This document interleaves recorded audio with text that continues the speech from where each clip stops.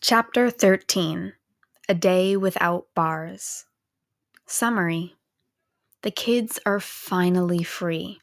They get to spend their first day out of captivity on this new alien planet. Morning, this time, comes when a bright sun slips over the horizon, instead of when the unnatural glow of fluorescence brighten. A gentle shift from the peaceful land of dreams to that of reality. Izuku basks in the light filtering through the canopy as he thinks about everything they'd have to do that day. Water was the number one priority. Even if it wasn't fresh, he was sure they could get a fire going to boil it. The next on the list was probably food. The tablet would be able to identify plants, but there's no way it would know what's safe for human biology. It only had pre-recorded data on the species in the Galactic Alliance.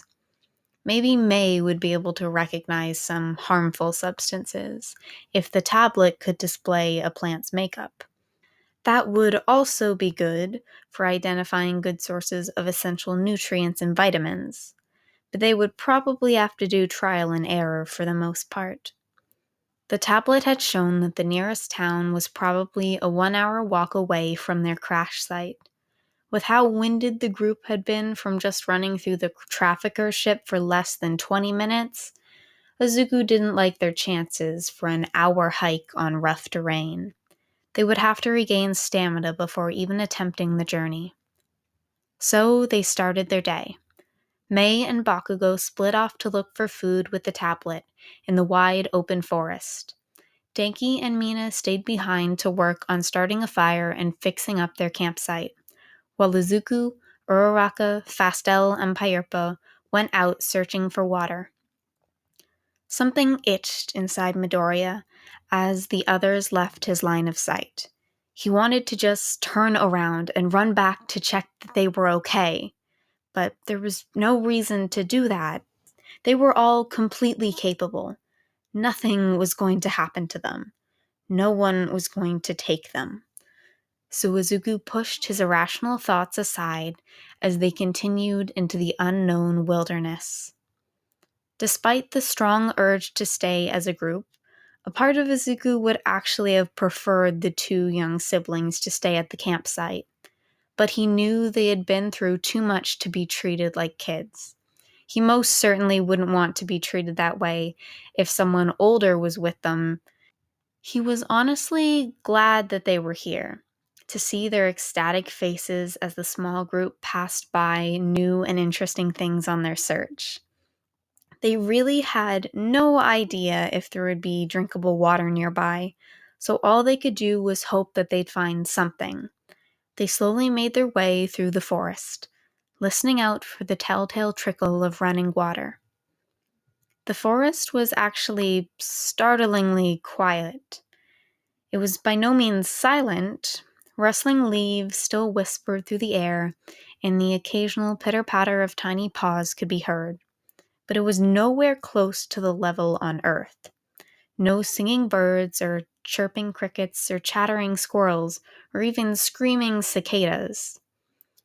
Pyerpa decided to fill the time by telling stories he had come up with, filling the calm, quiet air with lively tales and silly voices, all while constantly clinging on to one of the group's hands.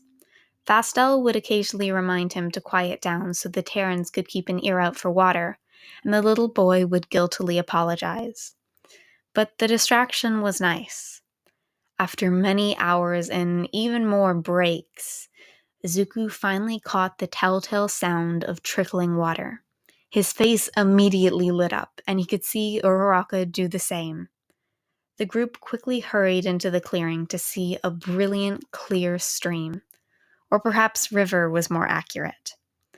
The wide swath of water rushed through the clearing at more than a dribble, clearly fast enough moving to not be considered anywhere near stagnant, so most likely safe to drink. They would still have to test it with the tablet, but things were looking good. Pyerpa and Fastel looked especially ecstatic. They came from a coastal species and spent much time in the water. but they hadn't seen more than the scarce drinking water provided aboard the trafficker ship in a long while. The two immediately ran into the river and slipped under its rushing surface. A thread of panic strung in Izuku's chest for only a moment as the two began swimming like fish to water, as was only natural. Something about it was beautiful, and Izuku couldn't help but once again feel hate towards the beings who had kept these kids locked up for so long. After filling the few empty water pouches they had, the humans joined the Ulsters in the water. Still fully clothed, Izuku waded into the surprisingly warm river, though there was a cool crispness to his hot, sweaty body. Much like the Ulsters, this was the first time in over 2 months that Izuku had truly felt water on his skin. As he waded further into the rushing stream, it felt like years of dirt and grime were just melting off his body. He wished it could wash away the lingering hurt as well, though he did feel ever so slightly more like himself. More human. When was the last time he truly felt human? The dirty tint to his clothes lightened, and the matted, oily mess that was his hair began to untangle. After 2 months unable to cut it, it had gotten longer than ever, brushing against his collar when weighed down with water. Now, but hovering just above his shoulders when dry. The group stayed in the river for a long while before taking off the top layer of wet clothes and setting it out in the warm sun to dry for a bit. But by the time they made it back to their crash pod, a small fire was burning, and the area had been cleared of brush and stray sticks. Mina and Denki had clearly been hard at work.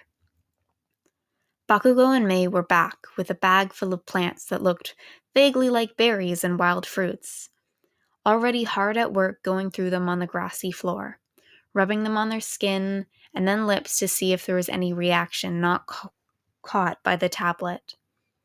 Seeing the damp group of 4 emerge out of the sparse trees was almost like looking at people who hadn't been kidnapped and escaped only yesterday. The lack of dirt and grime that had been building up for some time seemed to leave way for a new start. Something about them was so much brighter than before. The way Deku was smiling at Pyurpa's story was the same way he would smile at Eri back home. Blindingly bright like the morning sun. The young boy's movements were also more lively than the Terrans had ever seen before.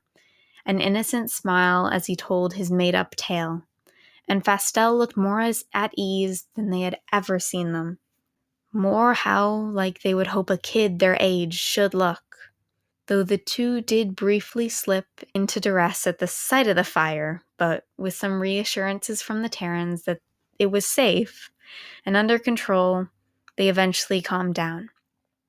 The 8 settled around the fire for a nice, fresh-cooked meal.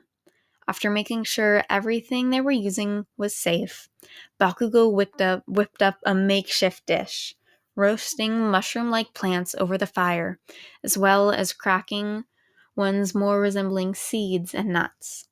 So, for the first time in a long while, the group went to bed with their bellies full, bodies clean, and spirits high.